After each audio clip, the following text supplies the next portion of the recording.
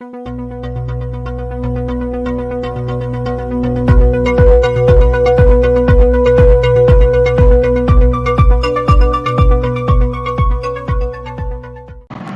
everyone, welcome to part 4 of CYPE 3D series. And if you remember, we created this model, and right now we want to assign the proper section. If I go to the tools and then render view, and if I want to see the complete structure, so as you can see here, I just have all the members with a specific member, which is, if I go to here, it is actually with this kind of let's say section. But let me just assign the proper section to the columns, rafters, and also here I have the purlins, and here also I have the tie beams. Okay, so we will go for different type of sections. So for adding the sections, we need to go to bars, and then here I can go to describe, because already I have the let's say members, so I don't go to create new. So that's why here I need to come to the option describe. Okay, so describe, which means edit. So you can go to describe. So first we can actually work on the columns. So I can go to the this view. Okay, so go to the view option, and from here I will go to this view. From here I will select all the columns. If you want to make sure that all the columns are selected, so just go back to 3D view. Okay, and once you are sure that all the columns are selected, so then go to the let's say just do the right click. Then here we have the sections. So definitely I need to assign the ruled steel section, and I need to select the I-beam sections. So from here I have different series, so I can go to select the UV series. So since I'm in the columns, so it's better to go to select the UC series. And from here, so of course you can also use the UV series as well. Okay, but you can also go for UC series. So here I will go to select the last option, so which is here I have the 356 by 406 by 1299. If I select this member, okay, so just I need to come to here. As you can see, the thickness of this column is too much. Okay, even I don't need to go to render view, so I will again go back to bar. So the describe is still active. Okay, so once again, so I will go to this view. So maybe I need to select a better section. Okay, and another good thing that I can tell you about the CYPE 3D, so just you need to go to let's say a UC section. Okay, and later after running the analysis, the software also can suggest and propose you actually what kind of let's say what section is the most appropriate section for this for example portal frame. But before doing the analysis, so it's better actually to put the loads there, and then so according to the load condition and also the span that we have for let's say different members, so then you can run the analysis and you can get the most appropriate section. So here I haven't applied the let's say other load like dead load and roof load and solar panel load. So only load that we have here, it is the panel load, or let's say wind load, that if you remember, so since we created the automated wind load using portal frame generator, so that's why here if I go to the visible load case, and if I go to check the wind load option, so I can go to see the first option. If you remember, if I go back to here, I had this loading that automatically created from the portal frame generator. But if I go to run the analysis right now, I just change the cross section of the column. If you remember here, so I just change the cross section of the column. I want to run the analysis. Okay, so here I have actually now some issue. Also, you can learn how you can tackle the issues. There are bars that have not been defined. Okay, so if you have such problem, first of all, you need to understand which bar or which elements have not been defined yet. Okay, so for knowing about the sections or errors, so you can go to analysis. Here you have the show or hide incidents. If I click on this, you see here you have all these members that we need to assign these sections. So which means actually it is the truss elements. Okay, so for truss elements, so I can go to this view. I want to use the let's say SHS or square hollow section. If I go to the bar, again go to describe. So I will select this member. Sorry, here simply I can select the entire trusses. Okay, and if you go back to 3D view, as you can see, I selected all these trusses, and then right click, then go to this option. Okay, build up sections, and then you can select this member. So I'm going actually now to select the SHS. So I will click on this option. Here you have another warning message: the selected reference does not exist. So here I accepted. So then you need to go to select this option. Okay, edit the list of elements. So if you click on this option, so here you have this again dialog box, and from here I can use the last option, which is importing the sections. Okay, so I can click on this, and here I can maybe go to ISC, and then here I have the SHS.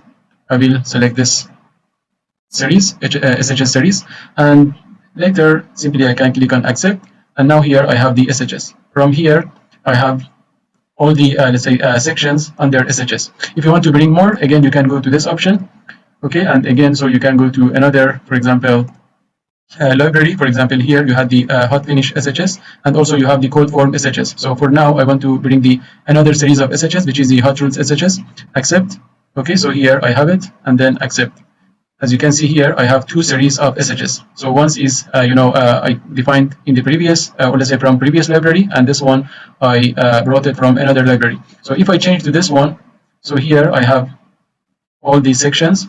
So maybe here I can use the section 100 by 4. Okay, so I'm selecting 100 by 4. Okay, and then accept. Okay, so here you can see that this SHS section are already assigned. So do not forget that why I wanted to run the analysis, because I wanted to show you how the software suggests you. For example, here we change the section of the column, and the software suggests me the best appropriate section. Okay, so now I can go back to analysis. I can hide the incidents or errors, and once again I can run the analysis. Okay, so still I have some other bars that still we need to define the section for them. So I will, let's say, accept it. Let me go back to here. I have only also this say this rafters. Okay, for the rafters I will select this rafter and also this let's say horizontal beam. So again I will go to bar, I will go to describe, maybe I can go to one of this view. I will select this rafter, and this. Okay, so I'm selecting all, and if you go back to again 3D view, okay, again I can go to the bar, describe, already selected, and then so right click. For this one I can use the UB sections. From here maybe I can use the section 305 by, for example, 12748. Okay, and then accept. So now I have this kind of section.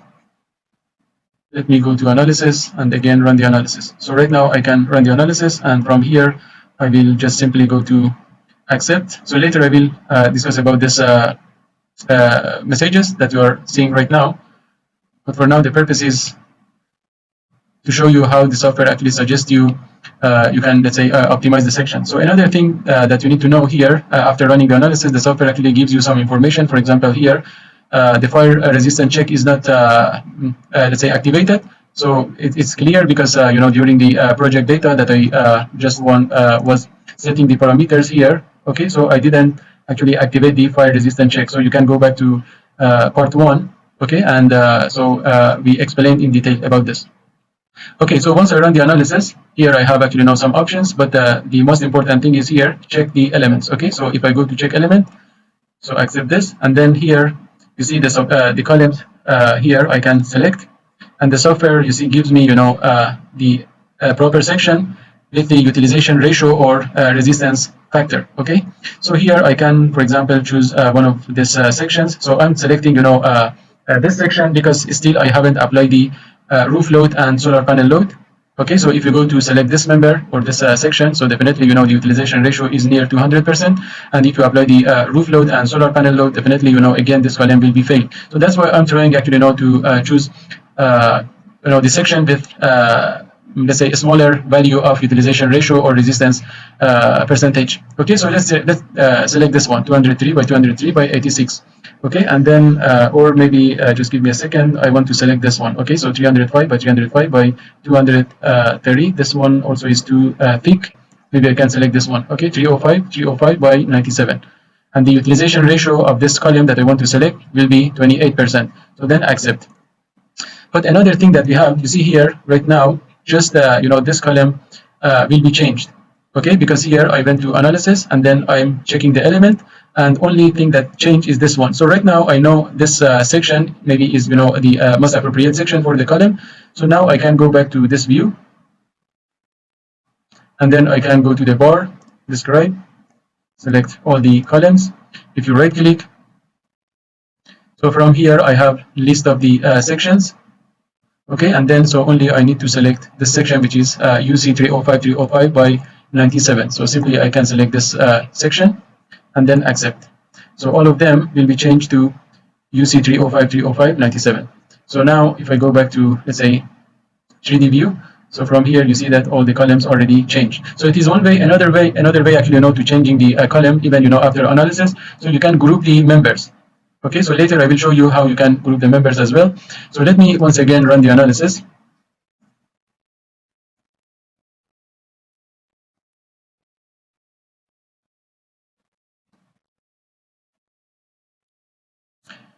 Okay, and then again here you have some information about the fire resistant check. And then if I go to the check element, okay, so right now you can see that the columns are shown with the green color. Previously you were seeing the columns with the red color which means failed, and green color which means passed. If you look at the column utilization ratio, you see that they are almost about 10 to 12%. Okay, so now we can actually keep these columns, and if I go to look at the rafter side, or let's say rafter utilization ratio, so here I can see that the utilization ratio for rafters are 26% almost. Okay, and then here if I go check one, this one is 7.5%. So which means here also I have 4%. So which means maybe the horizontal member here, so you can change it to a smaller section. Okay, so later actually we will come back, and then I will show you how to group them. If I go back to let's say describe, before going to describe, let me also once again go to check element. Okay, so I want to change this rafter size, or let's say horizontal beam size. If I click on this, instead of using 305 by 12748, which is 6%, so maybe I can use another section, which is, let's say, this one, for example, 178 by 102 by 19. Okay, and then utilization ratio will be 34%. So I will select this one. Okay, I change this one, and then if I go back to bar and then go to describe, and again go to a proper view, just like this, then you can use full window, and from here I will select these members. If you go back to 3D view, right click, and from here it is the section that I want to use, this section. Okay, I use this section for all the horizontal beams connected to truss members. Okay, and then here you can see that I will change all of them to 178, 102, 19. Okay, so in this way we can let's say change the sections. But let me also assign the some let's say code form section to the purlins. I will go to bars, again describe is still active. I will go to this view, again go to full window, and from here I want to just select the purlins in this way.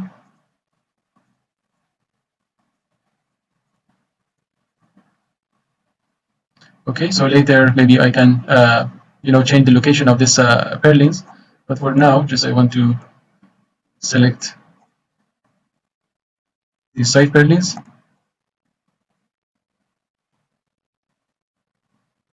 Okay, and the last one here, if I go back to 3D view, so here you see that all the purlins are selected, and then right click. So from here I can go to the code form steel section, and maybe I can use the let's say this Stephen channel, okay, or C sections.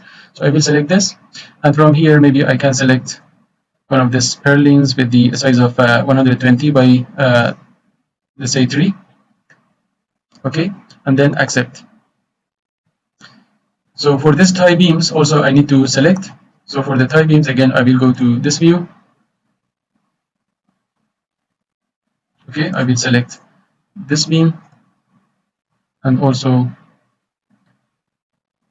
this beam. If I go to 3D view, okay, maybe for this beam, so right now it is IPE 80, so I can again describe is active. So just I need to do right click, and from here I can use maybe UB with another section. Maybe I can use the 152 by 89 by 16. Okay, and then accept. So here you have the section, and I think everything right now is done, so we can go to render view under tools, 3D view, and complete structure. Okay, so right now I have something like this. So it is the, let's say, structure that I have. So right now under render view, so I can see everything in the red color, which means here I check the material. So if I just uncheck the material, so you can see in this way as well. Okay, another thing that I want to do is the, let's say, offsets of the rafter. So I want to put the, or shift the rafters and also these beams, let's say, smaller, lower in the lower levels. So we know that in, let's say, the finite element solution that we have, so here it is the center line of this beam. Here I have the center line of this beam. I have the center line of the rafter, just like this. I have the center line of this member like this. Okay, so that's why here you can see that, the half of the section of the rafter of this section and also the tie beams are out of the column level. Okay, so that's why simply you can shift all of them, to the surface of the, or let's say, to end of the column. Okay, so you can do it very easily. So I can go to just close the render view. I can go to this view once again, and from here I want to select the rafters. So here simply I can go to bar. First we need to go to the bars, and here you have the describe this position. Okay, so just click on this option. From here I will select this purlins.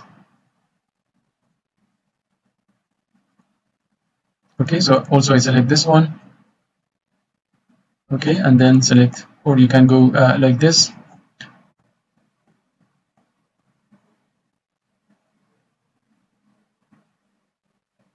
Okay, and here I will also select this rafters.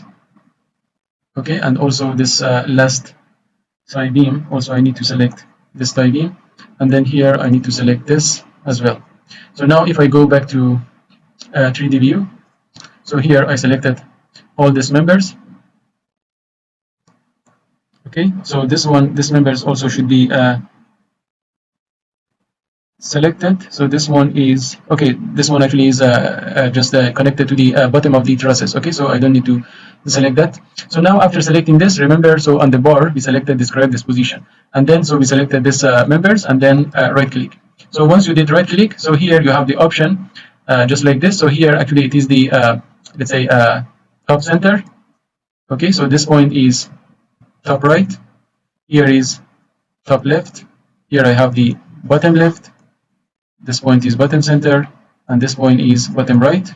So by default here is middle center, and here it is the middle right, and here is middle left. So if I want to shift the member down, so I need to select this top center. So if I select the top center, so the new location of the member will be shifted. Okay, and here it will be like this. Okay, so if you select the bottom center, okay, so the location of the member, will be shifted to here, to the center, and then so the new location of the beam will be like this. Okay, so that's why from here, simply we understand that we need to select the top center to shift down the beam. Okay, so I will select the top center, okay, and simply accept it. So once you accept, so here you can see, all with dotted lines. If I go back to tools, again, 3D view, complete the structure. So right now you can look at the new position of the members. So right now they are exactly at the level of the column. But maybe even you want to bring them down more. Okay, so you can also do it. Let me just show you, this procedure for the rafter. Okay, so for rafter and for this, let's say, members. So I will go to this view. I want to shift the members. That's why I will go to bar and then describe this position. So first I want to shift this member down. Already I select actually, here, let's say, the top point, and from here I can use the let's say, this option. Okay, and then simply I can put, for example, minus 500 mm. Okay, so which means by 50 centimeter I want to shift down the member. So that's why here I put minus 500, let's say. Okay, and then accept. So see what happened to the member. Okay, so the member is here. Okay, but as you can see here, 500 is too much. Okay, so I will make it lesser. So maybe I can make it as 300. Okay, and also the rafter, I will select the rafter just like this, and then right click. So make sure that you are selecting the top point, top center, and then here I will bring this one by minus 200, let's say. Okay, something like this. Now if I go back again to tools and again complete the structure, so here you can see that how we shift the rafter and also this member to this place. Okay, so if you want to shift this members as well down, so also you can do it using the same procedure that I showed you. But here you can see here also you have actually now some discrepancies between this purlin and this rafter. So to, let's say, correct this issue, here you can see the purlin is here. So again I will go to bar, okay, describe this position. So I will select the purlins just like this.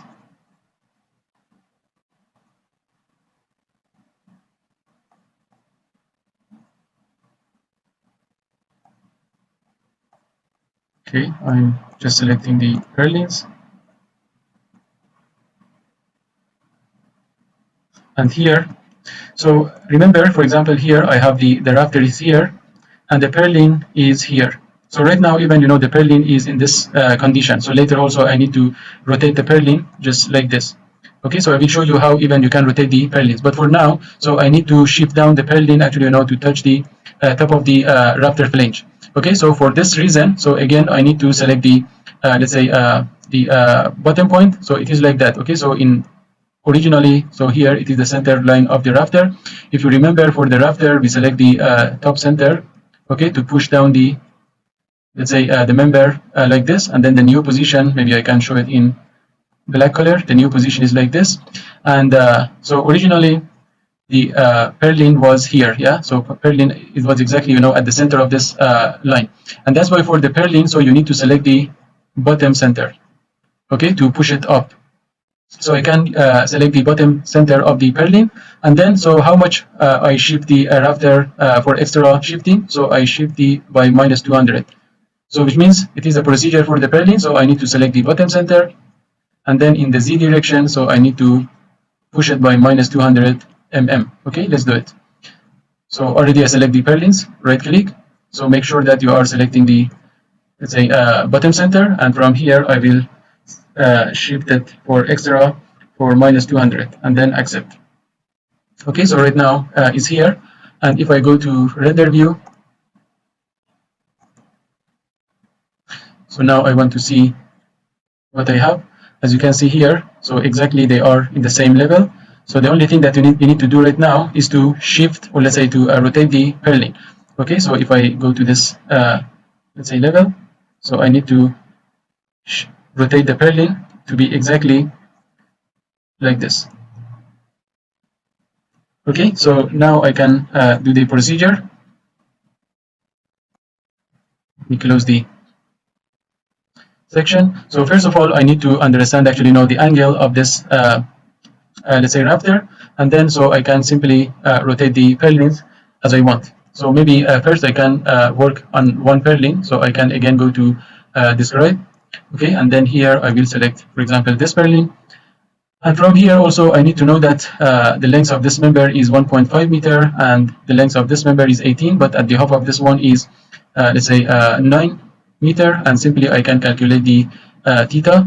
Okay, so the alpha or theta is tangent inverse 1.5 divided by 9, and then if I calculate this,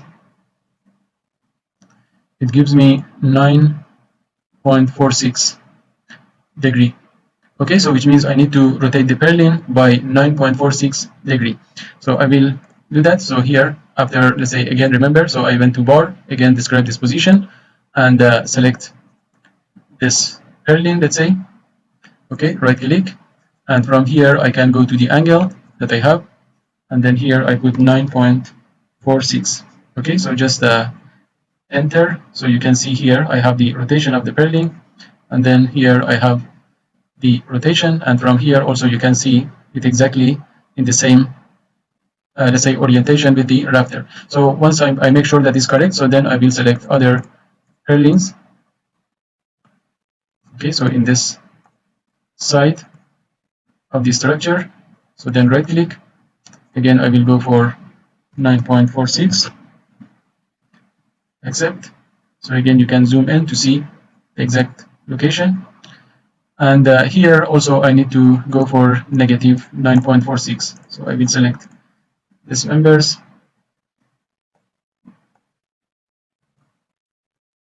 Okay, and then from here, make sure that you are selecting the bottom center minus 9.46. So here, another point that I actually should pay attention to this, so is the orientation of the purlin. So which means here, the orientation of the purlin, so right now, it should be here, it should be like this, yeah? But in this case, so it should be like this. So later I will come back to here to rotate it actually, by another 180 and to put it exactly, in this direction. But for this one is correct, okay? And that's why here simply I can put minus 9.46. Okay, so let me just put minus 9.46.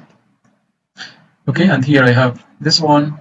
And if I zoom in here, okay, so I have exactly at the top of the raptor phalange, but this one here I need to rotate it by 180 degree.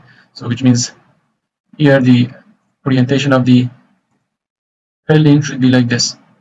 Okay, so I will select still, if you pay attention to here, still describe this position is active. So I will select this purlins.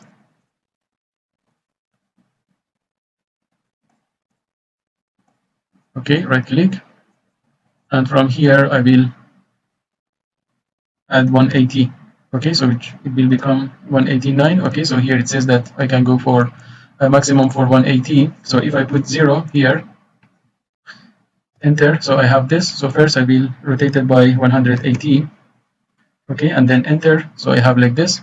And then so here I can go for 180 minus 9.46, so which means it gives me 170.53. So here I can say that 170.53, and then enter. I go for negative, so it gives me this. Okay, so it is the way, and then make sure the bottom center is selected and then accept. Okay, so now I can go to this view, and here I have it. So if you go to render view again, so I want to see the location of the purlins. Okay, so here you can see that perfectly we assign the purlins exactly parallel to rafter position. Okay, so I have another thing here, which is actually this member. So this member also you can shift it down, because here you shift down actually this member and also the rafter. So that's why here simply I can also shift down this member and also this member. Okay, so I can shift down this member. So let me select, go to bar, describe this position, and from here I will select this member,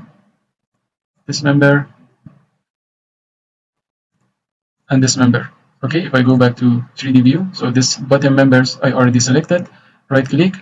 So here we said that we need to select the top point, and if you remember, so we shift the horizontal member by minus 300 mm. Okay, and then accept. So now the member is exactly here.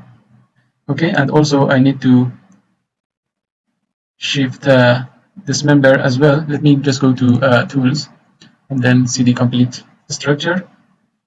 Okay, so here I have this member like this, so which means here I need to shift down the member as well. Okay, so analytically actually here I don't have any problem, because I just shift down the nodes. But if you want to make it as real, so also you can do it. Okay, for doing this, so maybe the best way is just bring back this member as 200, because I shift down the rafter by 200 mm. So I will also shift down this member by 200 mm. So I will go to this view and then go to full window, go to bar, describe this position, and then select, let's say, this member. Okay, right click. So I will change this one, so you can select top center and then go to minus 200. Okay, so accept.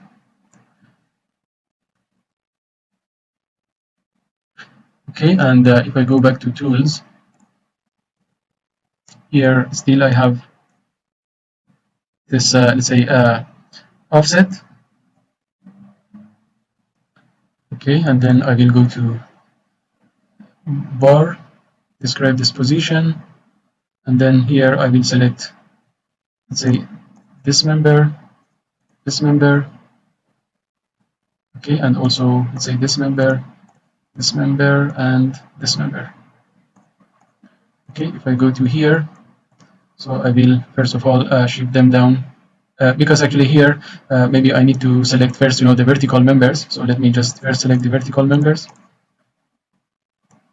Okay, for the vertical members, so I don't need to change the let's say the cross section, but from here just I need to shift them down in the okay, from here I will actually just let me explain this. So here I have actually now displacement in local axis. Okay, if you look at here, so you have the z axis and you have the y axis. Okay, so but we don't want to just please pay attention. So we need to shift the entire member down. Okay, so to be placed somewhere here between for example let's say from here to here. Okay, so that's why this y and z, it doesn't work for us, because it just shift the member either in this direction or in this direction or in this direction or in this direction. Okay, and here also I have the displacement in the global axis. So here if you look at the global axis, so right now here I have in the y axis, so which means here is y, negative, positive. Okay, and then here I have the z axis. So here it is the positive z, and then here you have the negative z. It is actually not the thing that we need to do. And the y-axis actually, sorry, the x-axis is here. It is the positive x, and then here it is the negative x. So right now the only thing that we need to do, so to select the negative z-axis, which means here on the global axis. So just to shift the member down. Okay, so I will select the z, and then here I can say that minus 200. Okay, and then accept. So if I do this, you see here right now the member just shift down, and from here also I will select this inclined truss element, and then right click. So this time for this one we need to select the let's say top view. Okay, and then again here in the global z axis I want to push it down by minus 200 mm. Okay, and then accept. So if I do like this, so then if I go to tools just to check what we did. Okay, so right now I have this one. Okay, so here this member already we corrected. Okay, so here also I need to shift let's say shift it up to somewhere here, or at the center at least. Okay, but first let me to correct this one, this members. Okay, as you can see here, this member should be corrected. So I will go back to here because I selected only one member. So that's why I will go to bar, describe this position. So from here I will select all these members. Okay, so all these members. Okay, and then right click, say top center, and then again minus 200, and then accept. So all of them will be shifted down. Again, if you want to see, so you can go to render view.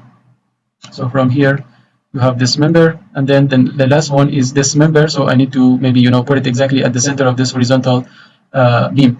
So I will go to here and then go to bar, describe this position. So I will select this, select this beam, and also select this beam. Okay, just only these three beams. Right click, so I will put as, let's say center, and here also I will go for minus 200. Okay, and then accept. So if I put this, and then if you go to tools, 3D render view, so now here you can see that the members are here. So I need to push down by another 100 mm to be exactly at the center of this horizontal beam. So let me go to describe this position. Okay, so here, and here. Okay, so make it minus 300, and then at the center. Okay, and then accept. So if I go to tools, complete the structure, so now we have to have it in the correct location. Okay, so here it is the thing. Okay, so we just use the offset, and also we assign the sections to the members. Okay, and also we position the purlins exactly with the same angle as the rafter, as you can see here. And so in the next part, so we will go to add the loads, and also we will go to add some wall bracing and roof bracing. Thank you guys for again being with us. Please stay tuned with us, and if you have any comments, any question regarding actually this procedure that we showed you, we will come back to you soon. Have a great day and stay tuned and stay safe. Bye bye.